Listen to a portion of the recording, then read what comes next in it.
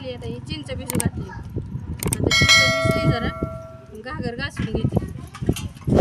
खराब होते पितळीचे घागरीले कुठली बी भांडी पितळाची म्हणा तांब्याची म्हणा स्वच्छ निघतात भांडी.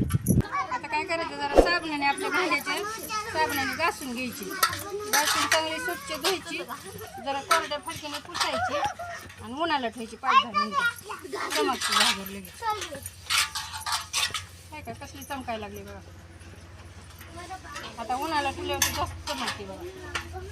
चांगले निघतात आपले चिंच असली घरात की वापरायची चिंच पितळच्या भांड्याला बघा. झाले आता भांडी. आता जरा उन्हाला ठेवते. निघले का थोडी अशी गळ्याला घ्यायचं लावून.